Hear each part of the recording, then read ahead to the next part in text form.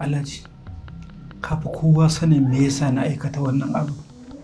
Amma tun da har na gane kuskure na, dan Allah ka yi haƙuri, na yi nadama, ka sake ni na tafi.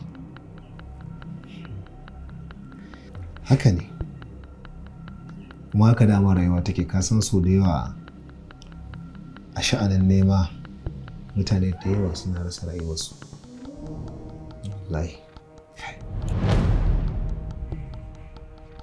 Inna lillahi wa inna ilaihi raji'un.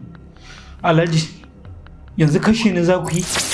Wai mutumin kabaristan nan ko bai tafi bane, na ga motarsa ko ba ita ce waccan ba. Tun ɗazu na ga a gidan nan, ko anan zai kwana ne. To ina ruwanka?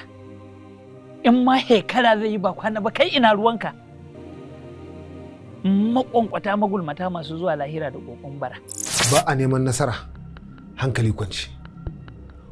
Wannan likita naka ya wahalar da mu.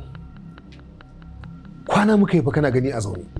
Duk bayan awa ɗaya sai mun je mun bincika halin da bawan Allah ne yake ciki.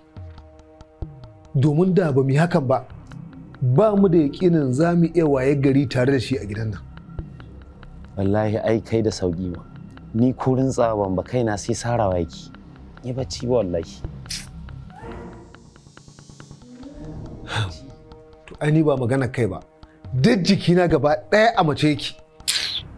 In ban da gajiya da tsabar bacci babu komai a idanuna. Kai! Dadi ya lafiya? Ina fa lafiya dadi, mutumin nan fa ya gudu fa. Ya gudu. Wai, ya gudu. Ya gudu. Ta ina ya gudu? Alhaki, alhaki.